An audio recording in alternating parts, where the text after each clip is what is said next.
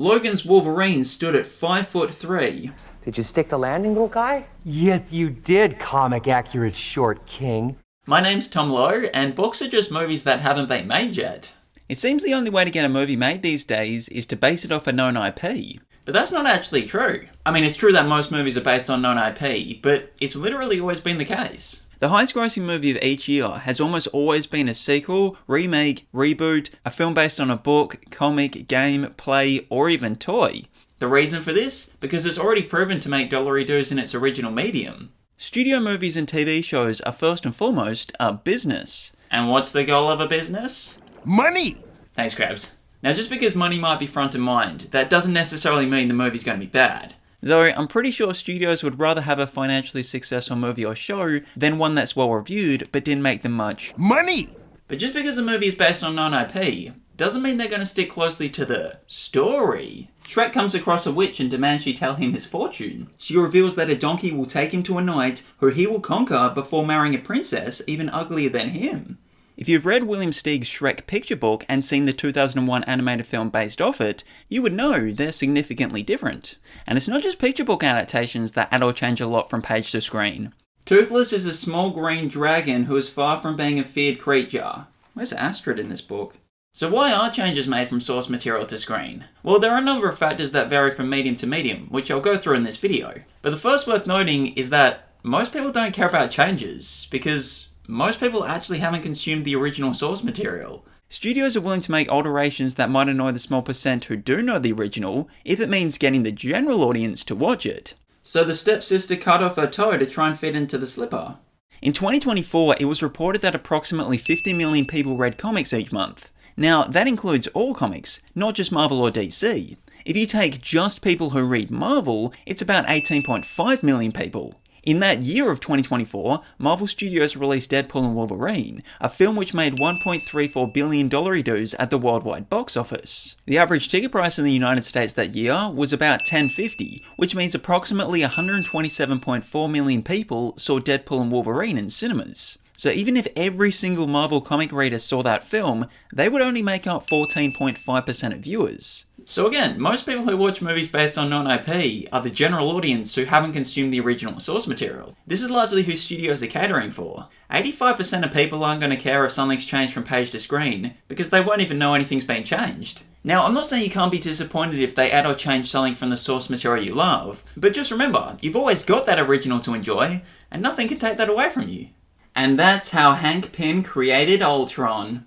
As a Marvel comic reader, it never bothers me when they change something from page to screen. Things change from comic to comic all the time. I just want a great movie, and I think if you make a great movie, little to no one will complain about changes. Shrek, How to Train Your Dragon, Captain America Civil War, and many more examples are significantly different from the source material it was adapting, but were all amazing films, so you don't hear complaints about the changes from their beloved books or comics. Then Sue and Johnny left Reed and Ben to go and fight alongside Steve in the Civil War.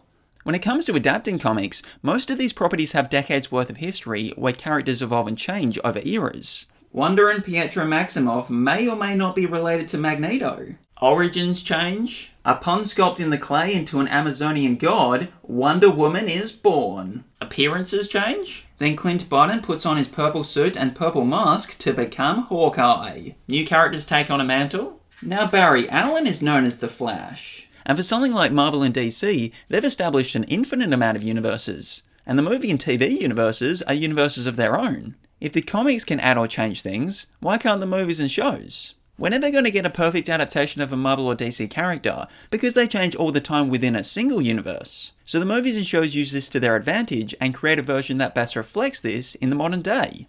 Spider-Man One More Day.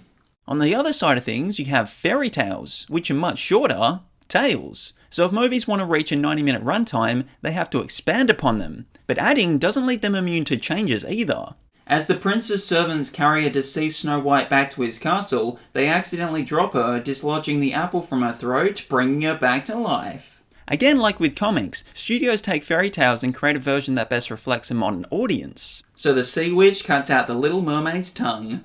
When it comes to novels, it can be a lot easier to do direct on-screen retellings, depending on the length. Let's have a full game of Dungeons and Dragons. Reasons why changes are made from the novel could be due to an outdated element. Then Mrs. Little gives birth to a mouse named Stuart Little. Or maybe there's just something that doesn't translate to screen. The massive creature resembles a sea turtle made of cosmic energy. For longer novels that get the movie treatment, they often have to omit a lot. Forrest Gump is recruited by NASA to be an astronaut. Though there are plenty of examples of movies that removed a lot from the novels, but still ended up being great films. Harry Potter, Little Women, Gone with the Wind, It.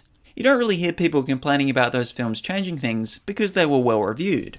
On the other hand, if a film is reviewed poorly, the first thing people say is, well, you should have stuck to the source material. Artemis Foul's mother continues to breathe oxygen.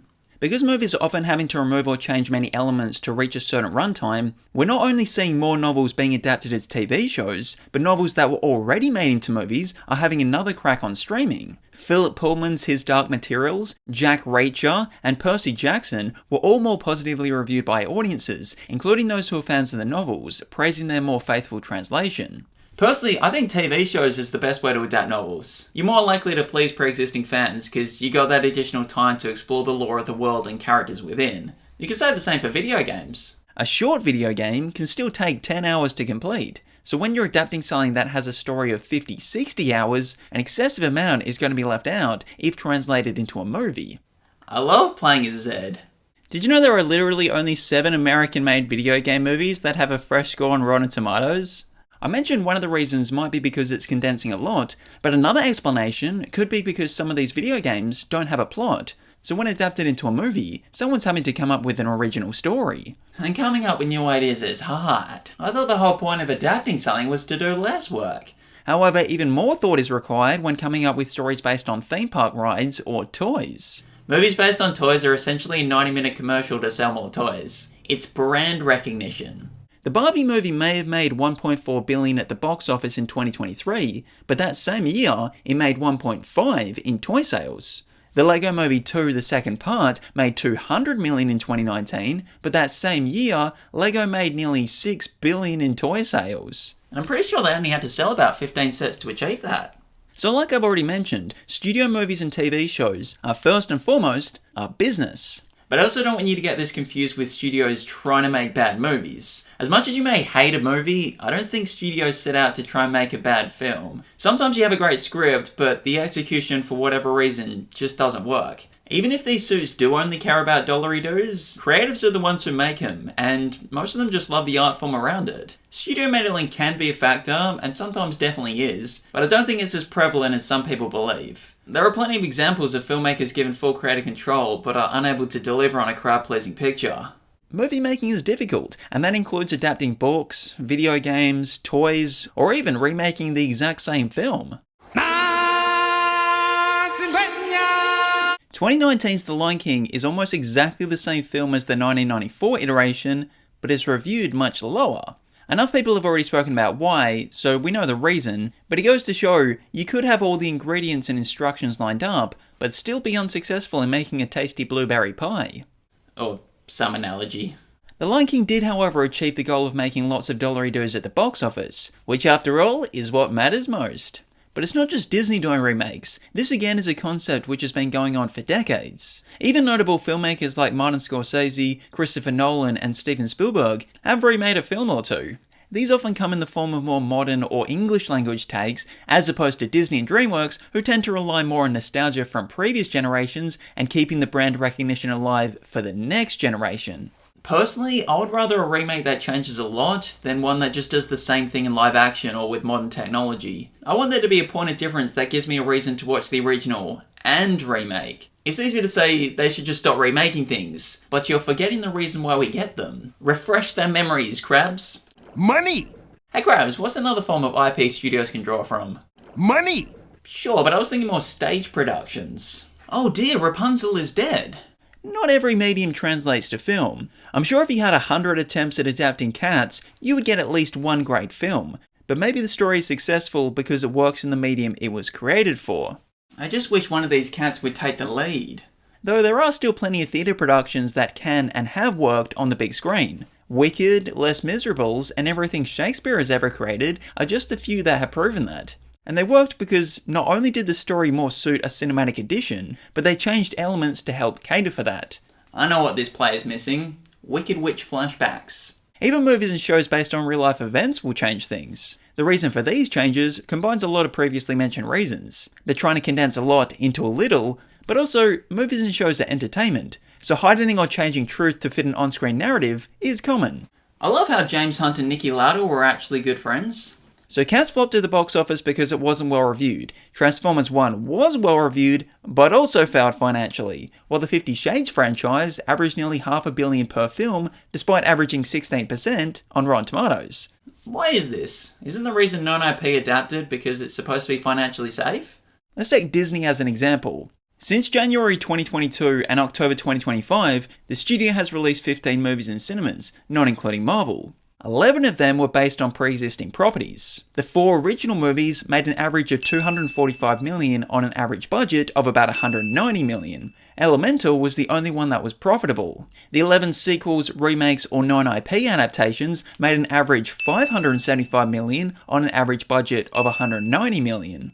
Out of them, 5 of them were financial flops, which is nearly half of them. But I think the reason why we see studios always default to known properties because they know they're more likely to come out on top overall. For every $200 million box office disappointment of Snow White, we get $1 billion juggernaut in Lilo and Stitch. This averages to $600 million per film, which is still $100 million more than the original film, Elemental. But that still doesn't answer the question of why some movies based on non-IP flop financially.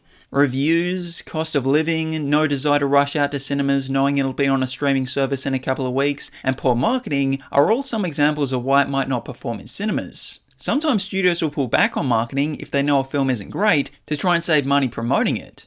But I think the main reason we get IP flops is due to market research, thinking audiences are more interested in selling it than they actually are. This could be due to tarnishing the brand in some way through disappointing previous films, or the fact that they just missed the window of when people were actually interested in the property. I'm just kidding. We all know why movies fail at the box office. Go woke, go broke. You know it's true because it rhymes. Well, except for Barbie and How to Train Your Dragon and Inside Out 2 and Spider-Man Across the Spider-Verse and Doctor Strange and the Multiverse of Madness and Black Panther Wakanda Forever and... You know when movies and shows change the skin color from source material? Who am I kidding? Of course you do. That's all people talk about. Unless the character specifically has to be a certain skin color, gender, or sexuality, then they should be able to be any skin color, gender, or sexuality. Though, why is it okay for straight white male characters to change those aspects from source to screen, but not other skin colors, genders, or sexualities? Because non-straight white male characters are significantly underrepresented in positive leading roles. So then why don't they just create new characters? Absolutely, I agree. But as I pointed out in this video, studios love adapting things. And when most of the content being adapted lacks diversity, the only way to provide this is by changing characters' appearances.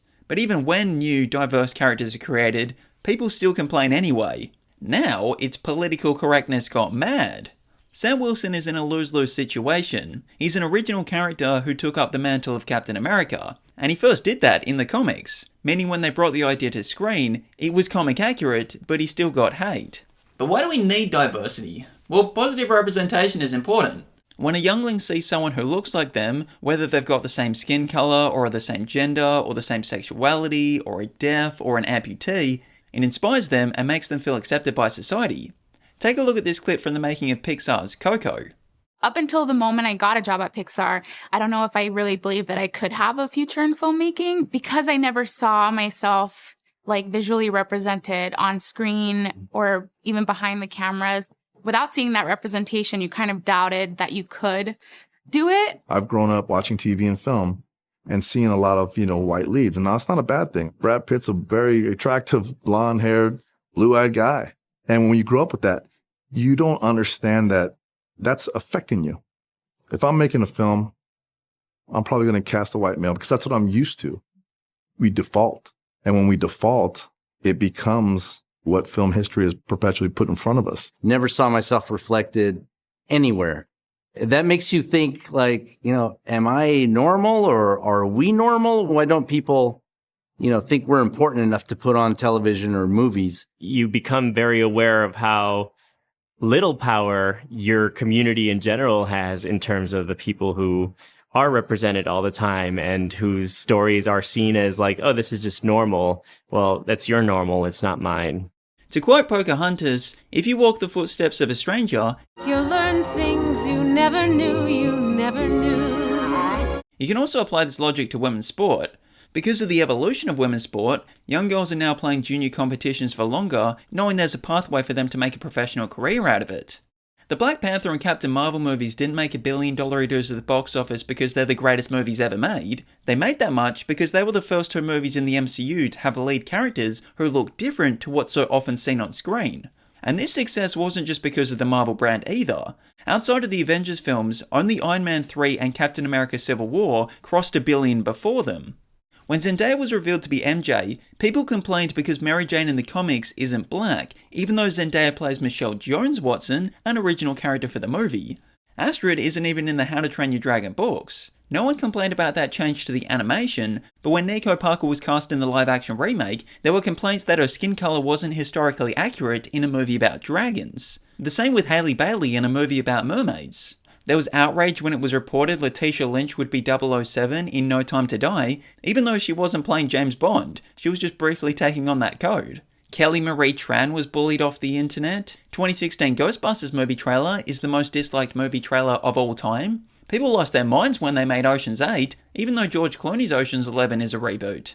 As for Snow White, her skin doesn't need to be white. Yes, the animated film said, "Skin white as snow." But if Snow White was any other skin colour, they would literally only be changing 2 words in the entire film, and the rest of it would be exactly the same. Saying her skin is white as snow is just the magic mirror describing the character's appearance.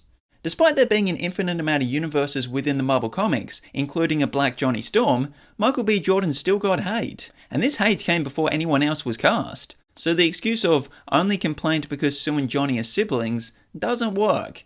Also, denying someone his real family because they're adopted is really offensive for different reasons. Even when it comes to something like Captain Marvel, people said this should have been the Black Widow movie. Why? Because she's also a girl? Why couldn't the Doctor Strange movie be the Black Widow film? Is it because women have to prove themselves worthy to earn a movie? Other than Black Widow and WandaVision, every female-led MCU movie or show was review-bombed before they were released because they hadn't already proven themselves worthy of their own movie or show. Iron Man, Thor, Doctor Strange, and Ant-Man didn't first need to be in someone else's film, but Captain Marvel did? Let me just be really clear about that part as well. Those female-led MCU movies and shows were review-bombed before they were released. If you don't like She-Hulk Attorney at Law, or The Marvels, or Agatha All Along, that's totally fine. But they were all review-bombed, say it with me, before they were released. It's undeniable that changing something from source to screen is not the problem. The problem is racism, sexism, homophobia, transphobia, and every other form of bigotry. So when skin colours and genders and sexualities change from page to screen, I don't buy the excuse of, I'm only annoyed because it's not accurate to the source material. Because when there are loads of changes between the mediums, this is the only thing that seems to get complained about. And that's despite most people not even having consumed the material it's based on. Certain people always seem to have a reason why they don't want to see certain other people represented on screen. So, it's not accurate to the source material, it just comes across as the least bigoted phrase. I'm not saying all this because I think it will make you consider what I'm saying or encourage you to listen to other groups of people, because I know there are those with selective hearing or get defensive around these tough conversations. I said all this because I want people to know where I stand. I'm trying to build a positive and accepting community, so if you don't think you can be a part of that, then please don't be. Anyway, to recap, Shrek was a pretty great movie that changed a lot from the book, and the wizard gifts the scarecrow a brain made out of pins and needles. Thanks for watching. Let me know in the comments what your favourite movie or show adaptation is, and don't forget to absolutely obliterate those like, hype, subscribe and share buttons. I'm just kidding. Only do it with enough force that it registers. I don't want any of you breaking whatever device you're watching this on.